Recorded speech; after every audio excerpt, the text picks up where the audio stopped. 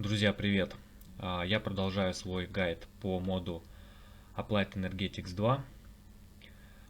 Я решил, чтобы как-то проще объяснять и чтобы вам было понятнее, как бы собрать уже готовую систему с автокрафтом. Как бы я буду, соответственно, показывать, из чего она состоит, как бы по ходу дела пояснять какие-то моменты. Я не буду сильно как бы заострять внимание на некоторых таких деталях. Как бы вы в любом случае для каких-то деталей можете там зайти на MindWiki, почитать про каждый из предметов из этого мода. Я буду обращать внимание на основные фишки, на основные преимущества. Вот, как бы самое основное, ну или одно из самых основных преимуществ вообще вот этого мода заключается в том, что здесь крутая система автокрафта.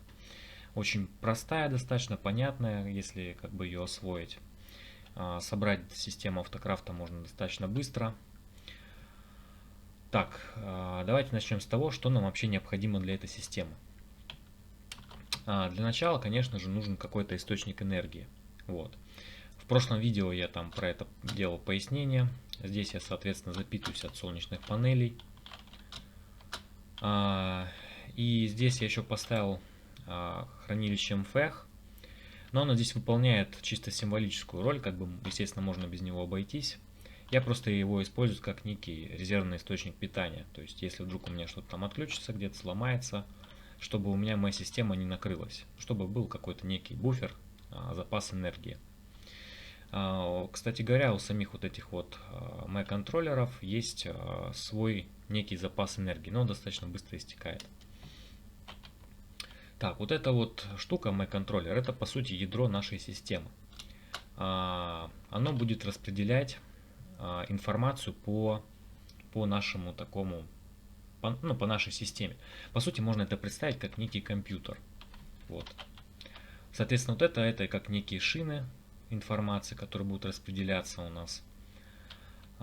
Причем вот это как бы основная часть, где нет никаких ограничений по распределению информации. Однако, если мы будем уже пользоваться такими вот кабелями, такими, здесь уже есть ограничения на количество каналов. Значит, что это означает? Это означает, что, допустим, вот этот кабель имеет ограничение 8 каналов. То есть он может взаимодействовать только с 8 какими-нибудь приборами, какими-то приспособлениями из этого мода. Если мы попытаемся еще больше подключить, он просто, соответственно, не будет коннектиться. А вот этот большой кабель, он уже может принимать 32 канала. То есть, допустим, можно взять один такой большой и подключить к нему 4 таких вот поменьше кабелей. И на каждый из них, соответственно, до 8 каналов можно передавать. Значит, во-первых, еще раз, нам нужна энергия, и нам нужны вот такие вот Mac-контроллеры. В принципе, для простейшей какой-то Mac-системы достаточно одного такого Mac-контроллера. Даже на самом деле можно собрать Mac-систему и без Mac-контроллера. Но там будут некоторые ограничения, поэтому я не буду особо рассматривать. В любом случае, если мы хотим какую-то мощную систему автокрафта, то лучше вот такую штуку собирать. Причем, как бы здесь есть ограничения определенные. Допустим, сейчас мы возьмем этот на контроллер. Ограничение заключается в следующем. То, что вот таких вот блоков подряд может быть не больше 7. То есть, если мы поставим здесь еще один, наша система вот даст сбой. Красным загорится. То есть максимально, соответственно, у нас будет 7 на 7 и на 7. Такой вот куб. А внутри куба мы можем спокойно, как угодно, вот эти вот штуки ставить. Вот. А потом к ним, соответственно, подключать все остальные элементы нашей системы, нашего такого суперкомпьютера. Окей, значит, с этим разобрались моментом, да. Дальше что нам необходимо? Естественно, нам необходимо хранилище. Вот. Там тоже есть различные методы, значит, для хранения. Ну, как бы там самый простейший это такой сундук. Сейчас покажу. Вот, сундук. Он может там одну карту хранить памяти. Вот, ну, здесь есть более продвинутый, это накопитель. Он, соответственно, хранит до 1, 2, 3, 4, 5, до 10 карт. 1. Карты здесь тоже памяти различные. Вот это максимальная ячейка. Есть еще, конечно, там из дополнений какие-то еще более мощные, ну и стандартного мода, соответственно, вот до 64 килобайт хранит. Или если смотреть так, то получается, ну, где-то 65 тысяч каких-то предметов он может в себе сохранять. Это ну, просто огромное количество, например, по сравнению с каким-нибудь сундуком, да? Так, значит, как крафтятся эти карты памяти? Давайте посмотрим. Так, секунду.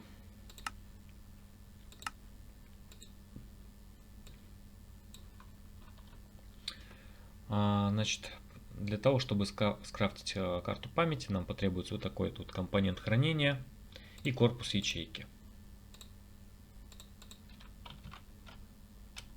Так, я переключусь.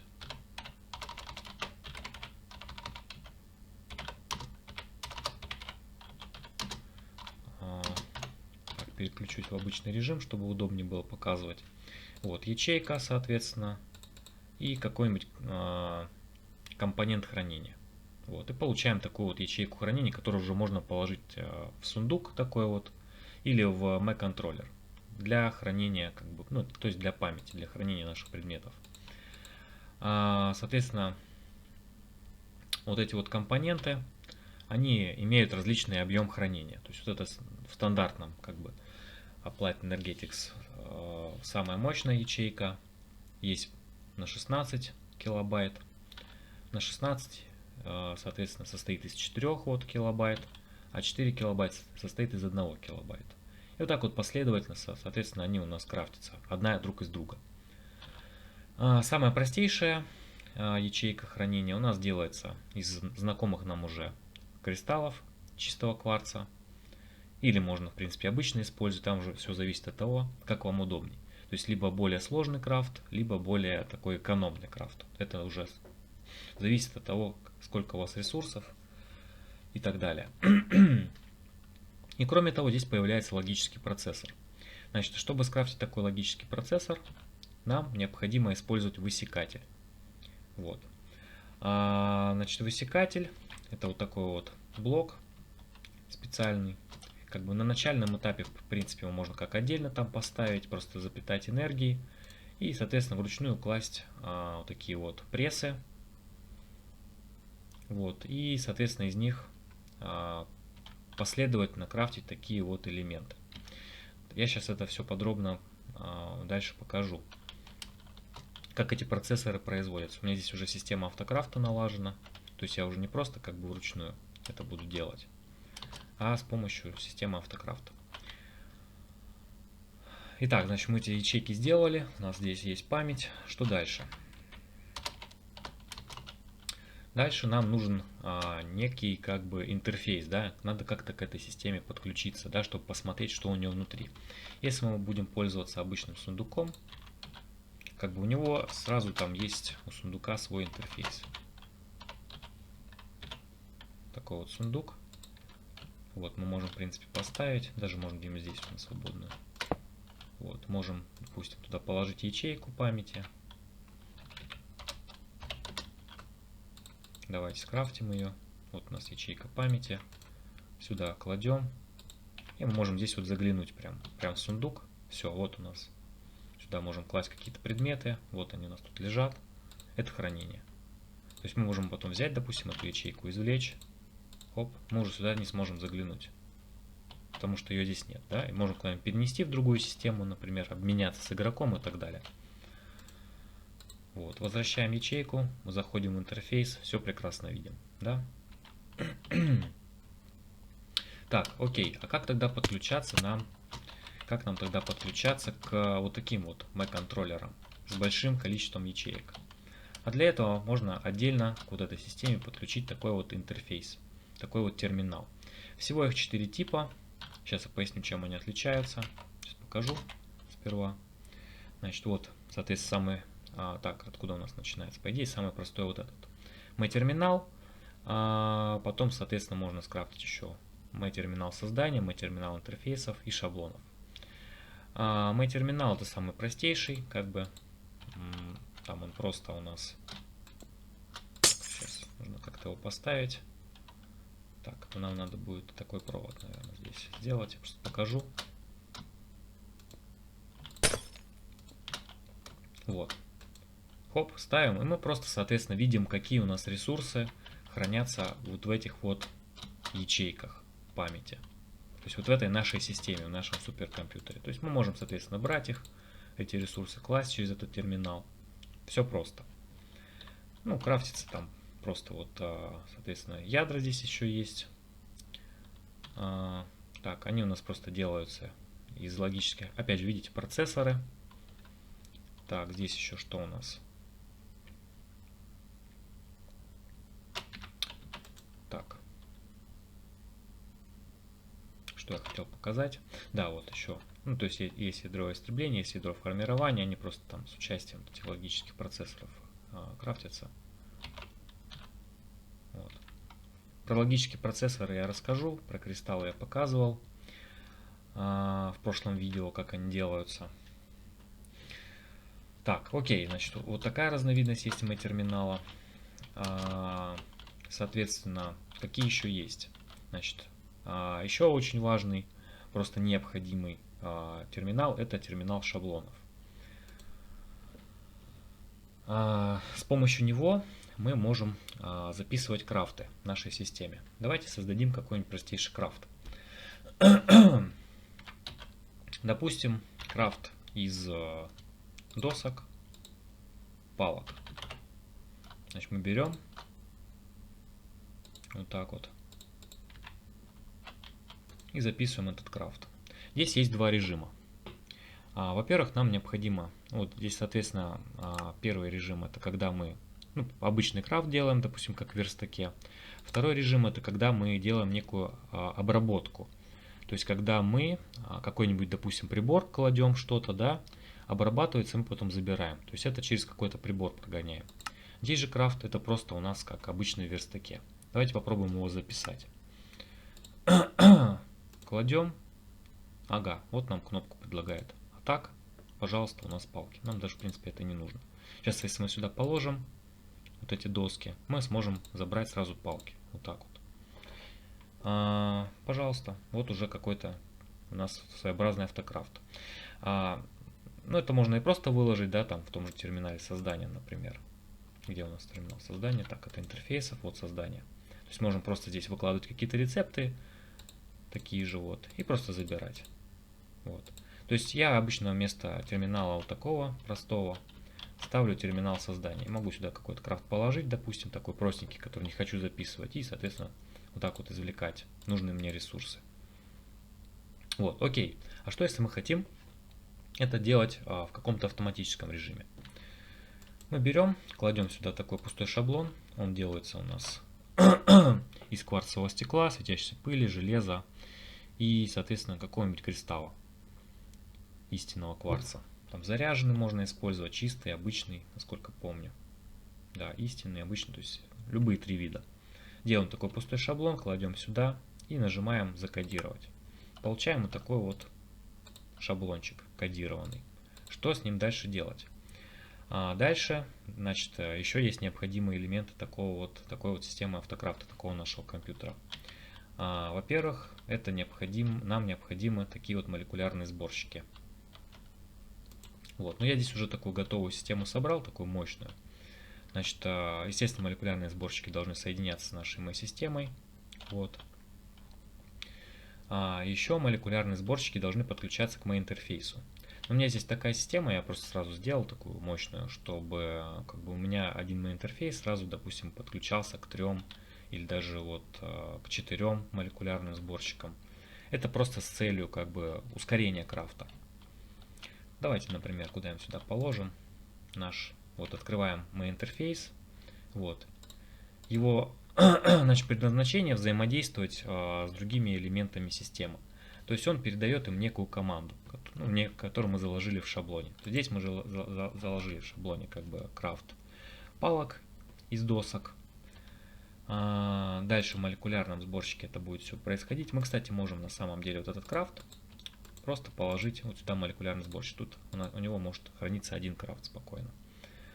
И, соответственно, если мы, допустим, еще здесь необходимо нам к системе подключить такой вот процессор, хранилище создания. Я дополнительно сразу к ним, я сделал как бы таких 5 штук, чтобы одновременно у меня могло быть 5, до 5 крафтов. И кроме того, я к ним подключил такие еще мониторы создания.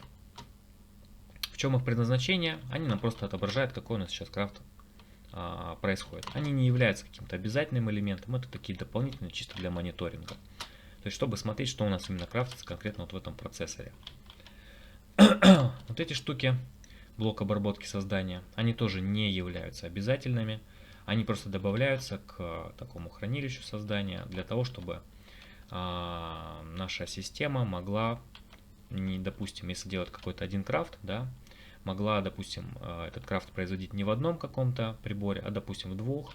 Если мы поставим там еще один в трех и еще один в четырех каких-то механизмах. Вот. Ну, то есть, как бы увеличивает количество крафтов одного какого-то предмета. Я обычно ставлю таких по одному штуке на каждый процессор. В принципе, этого достаточно. Вот. Окей, значит, что у нас? Main интерфейс есть, молекулярный сборщик есть. Процессоры у нас подключены. Можем запустить крафт. Вот. Соответственно, заходим сюда. Допустим, мы забрали все. Так, я шаблон куда положил? Сейчас давайте переложим его в какой-нибудь наш main интерфейс. Сюда кладем, например. Все. Вот здесь вот он хранится, крафт наш. Так, посмотрим. Вот, мы здесь теперь видим, что мы можем сделать палки. Сюда я уберу, чтобы мне это самое не смущали нас. Нажимаем, выбираем количество, допустим, 10 палок. Жмем и смотрим. Там практически моментально все это сделалось. Еще, кстати, крайне рекомендую, для того, чтобы процессы происходили быстрее крафтов, вот здесь вот, вот в эти вот ячейки в молекулярном сборщике ставить ускорители на максимум. Тогда крафты будут максимально быстро происходить. Вот во все прям ставим, не стесняемся. Крафтятся они достаточно просто. Это изменчивый кристалл любого вида и такая вот продвинутая карта. Алмазы, значит, используют железный слиток, красную пыль и опять же процессор. Про процессор чуть позже. Так, далее. Вот, соответственно, мы можем такие вот делать крафты, наши стандартные. Окей, а как же нам быть, если мы хотим сделать крафт с использованием каких-то других элементов, не только, допустим, такого как бы крафта из верстака, да, то, что мы положили готовые какие-то предметы и собрали. А что, если нам нужно какие-то приборы использовать? Вот, например, для того, чтобы скрафтить процессоры, нам нужны высекатели, да? Давайте их рассмотрим более внимательно, более детально. Значит, как в предыдущем видео я показывал, да, у нас есть 4 типа вот таких вот пресса. Значит, кремниевый, вычислительный, логический и инженерный. Вот в этот высекатель мы кладем, соответственно, кремниевый пресс. Что он умеет? Кремниевый пресс у нас умеет делать, сам себя воспроизводить, кстати говоря, из железного блока. Зачем это нужно? Ну, для того, например, чтобы просто их размножить, там, с другими игроками обменяться, да, или себе там еще дополнительные сделать высекатели, такие кремниевые, вот. И еще одно у него предназначение, это, соответственно, делать из кремния такой вот отпечатанный кремний. Вот этот кремний, он делается по-разному, в зависимости от того, какие у вас еще модификации установлены. То есть, насколько помню, там можно его делать в одном из вариантов там из песка, просто обжарка или что-то типа того. Вот с учетом того, что у меня стоит Thermal Expansion, здесь у меня можно в измельчитель делать. Вот, из песка. Давайте продемонстрирую, как это работает. Значит, вот у меня здесь кремниевый пресс лежит. Кладем сюда такой кремний. И вот процесс пошел. Хоп. Сейчас он автоматически заберется. Почему это произошло? Потому что я уже здесь заранее подключил наш кремний, вот этот высекатель к нашей системе. То есть уже как бы здесь пошла автоматизация. Значит, через вот этот провод, который может до 8 каналов принимать, нам это вполне достаточно. Значит, что я, во-первых, делаю? Во-первых, я ставлю такую вот шину импорта. Шина импорта. Значит, крафтится она вот, сейчас покажу, из липкого поршня и ядра истребления. Ну, я его уже показывал, да, это логический процессор, и там еще вот эти пыль, там кристалл адекварц. Значит, есть два типа таких вот шин: экспорта и импорта. Одни импорта шины вытягивают предметы из каких-то там приборов, механизмов, а шины экспорта как раз таки кладут. Они могут из сундуков брать или класть. Соответственно, и из механизмов то же самое. Причем не только из механизмов из этого мода. Это может быть механизмы там из Industrial Craft, например, из абсолютно других модов, там Forestry и так далее. Значит, вот я через этот вот кабель подключаю к высекателю шину импорта. Здесь я, видите, поставил карты ускорения. В шине импорта совершенно не обязательно указывать, что ему импортировать. То есть, но, однако, если мы, допустим, укажем, если это будет некий сундук, да, и мы ему укажем, что будем экспортировать только кремний, давайте я даже продемонстрирую спокойно. Значит, сундук берем некий, здесь его ставим, такую ширму импорта подсоединяем через канал, хоп, подсоединили, видите? Вот, загорелось темным, значит, у нас в системе это теперь шина находится, мы этот сундук сможем увидеть в системе. Если мы положим сюда, скажем, кремний, он сейчас успешно извлекся. Потому что у нас подключена шина импорта. Однако, если мы ему зададим правило, допустим, скажем, что дружище, бери только палки. То есть мы положим сюда кремний, все, он не сможет ничего делать. Давайте шину экспорта тоже рассмотрим. Шина экспорта вот так вот. Можно к сундуку, можно также к механизмам, к любым практически подключать. Давайте, смотрите, если я так просто подключил, ничего, естественно, не происходит. Ну, как бы, потому что он не понимает, что ему класть. Как бы он же не будет сюда толкать все, что можно. Ему нужно задать правило. Давайте ему скажем: клади сюда, пожалуйста, палки. Посмотрим, что будет происходить. Хоп, он кладет, но, как видите, здесь он просто отсюда вытягивается. Давайте здесь, да, скажем, забирай только кремний. Все, здесь палки будут копиться. А если мы положим туда кремний, кремний будет забираться. Все, у нас получилось такое своеобразное хранилище для палок, например. Прикольно. Кстати говоря, еще такая интересная фишка. Ну, я бы не сказал, что этим прям супер как актуально можно пользоваться. Ну, раз уж про сундуки пошла речь, сразу хочу добить эту тему. Можно еще сундуки использовать как такое вот хранилище. Сейчас покажу. Шина хранения. Вот, допустим, берем опять же сундук. Я подальше специально поставлю, чтобы... Вот, подсоединяем шину хранения. Хлоп, хлоп. Так, ждем. Все, подключили. Теперь, если мы сюда что-нибудь положим. Вот, допустим, сейчас я посмотрю в систему, что я вообще вижу в системе, да?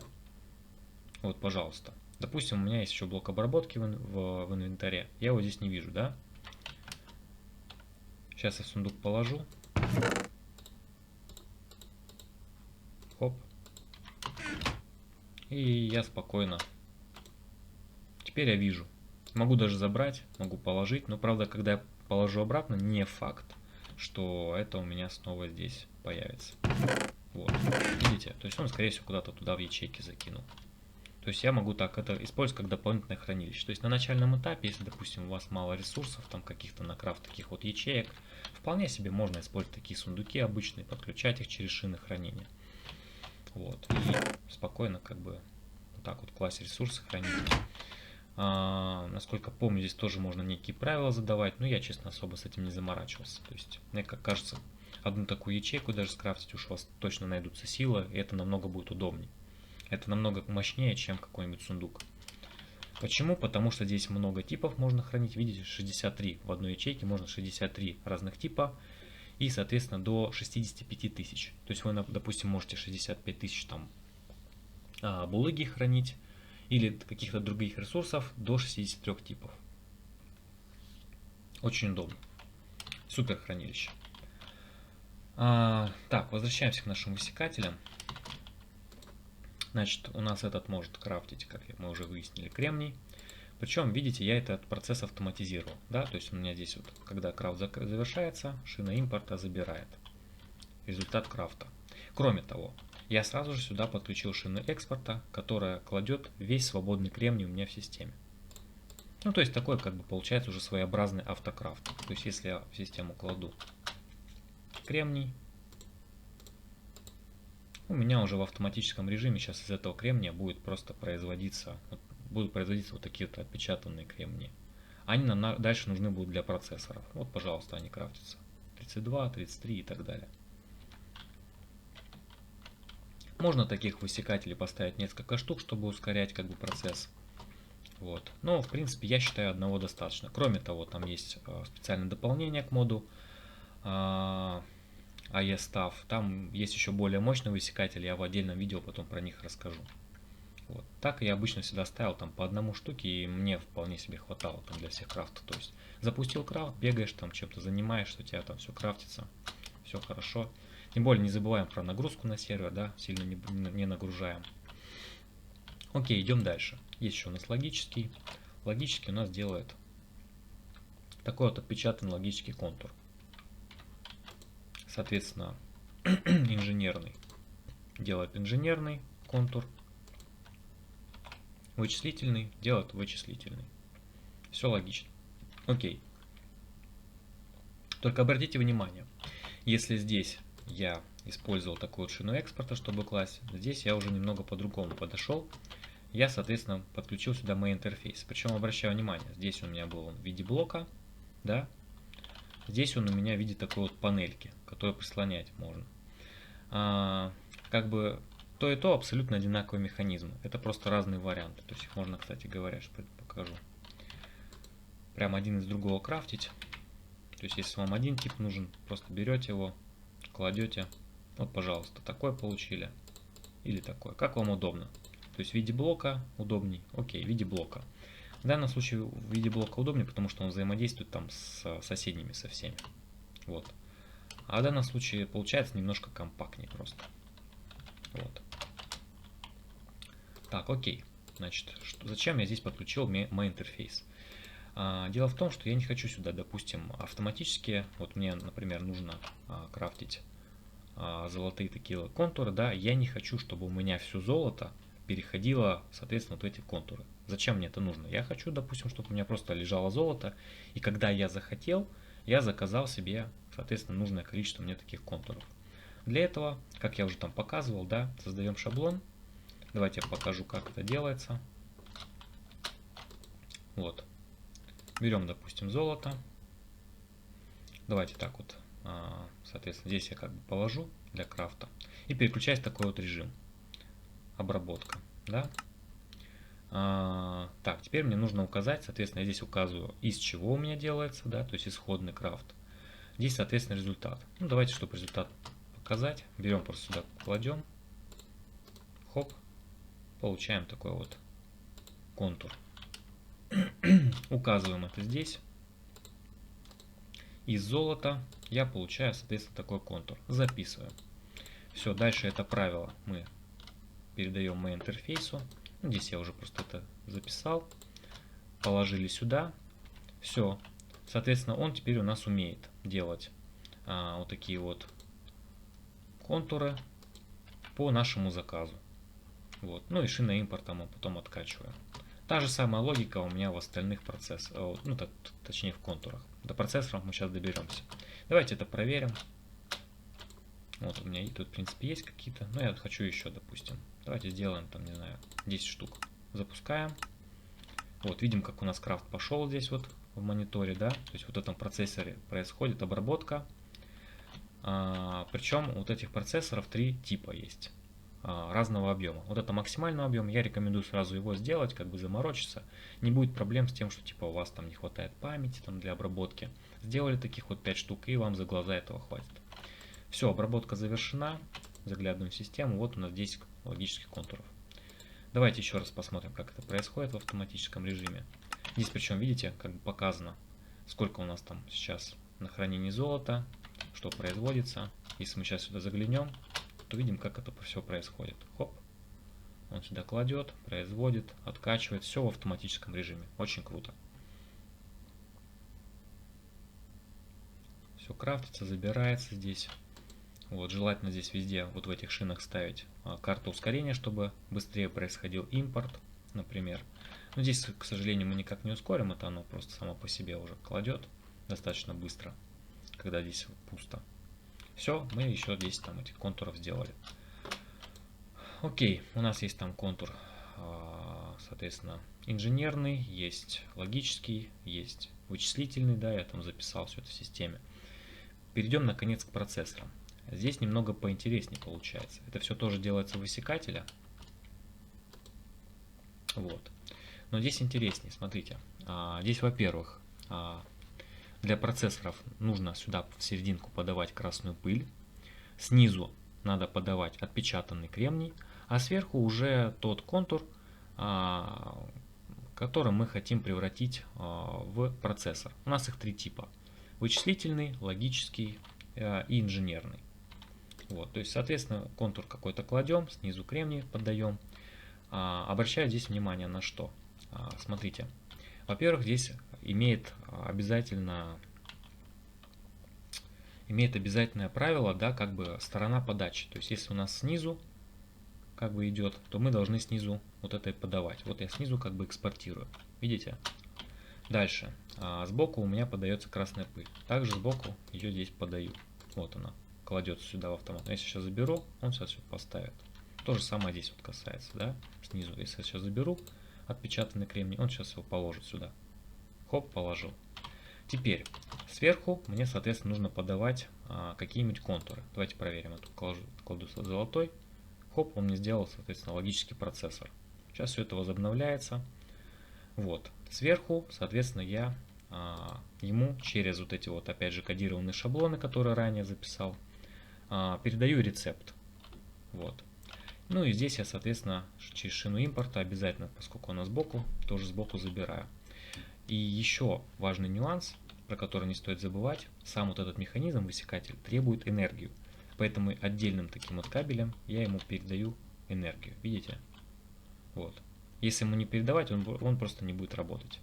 У меня здесь, видите, тоже как бы они запитаны, просто вот у меня снизу идет подпитка.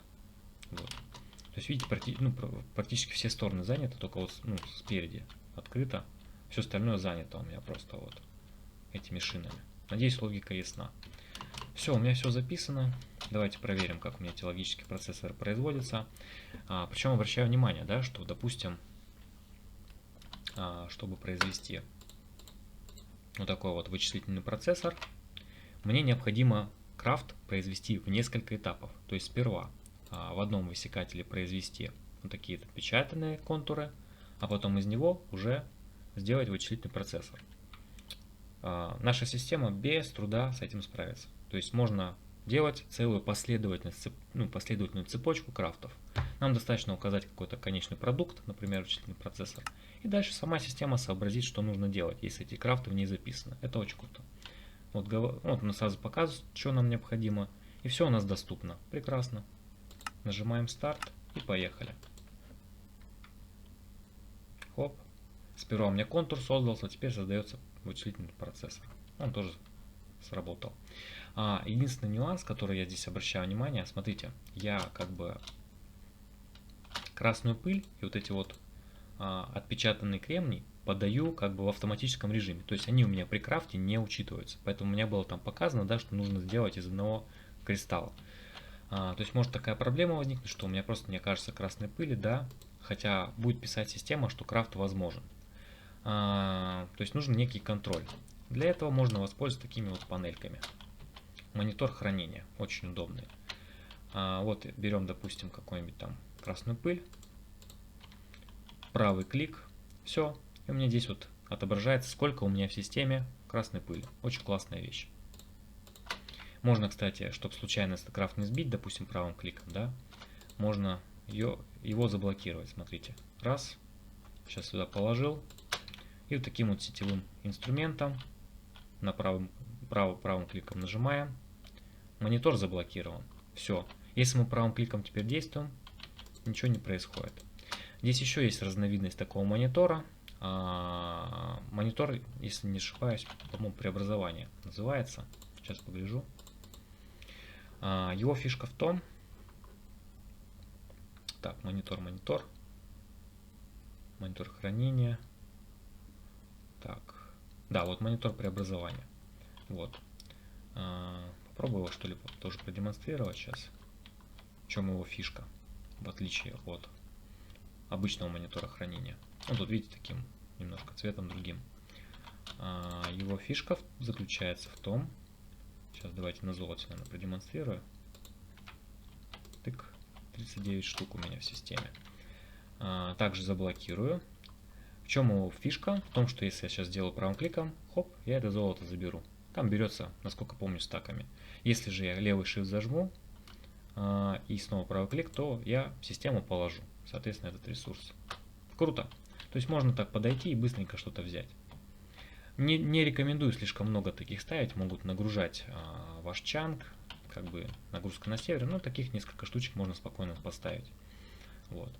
То есть, ну, как видите, здесь у меня 8 штук, да, как бы все логично, да, к 8 этим. Можно там еще парочку таких же сделать блоков и наблюдать, сколько у вас в системе каких-то ресурсов. Вот красная пыль, сколько у меня там вот этих вот кремниев, если что, и забрасывать в систему. Вот. Очень крутая штука. Есть еще, кстати говоря, терминал интерфейсов. Он просто показывает, какие у нас приборы подключены в систему. То есть, помните, там вот был молекулярный сборщик, который делает крафты обычные, как в верстаке. Вот он показывает, что у нас их 25 штук. Ну да, я достаточно много сразу подключил. Там действительно у меня 25 штук, чтобы было много, ну, чтобы была возможность много крафтов записать. И еще, видите, у меня в системе есть 4 высекателя. Чем удобен этот терминал? Можно быстро вот эти вот шаблончики перемещать. То есть сразу видим, да, что здесь у нас, хоп, мы можем какие-то шаблоны забрать, какие-то туда поместить. Вот. То есть можно здесь, конечно же, прям напрямую обратиться, да, к этому интерфейсу. Хоп. А можно, соответственно, через вот этот терминал. Особенно это удобно, когда мы работаем с этими молекулярными сборщиками.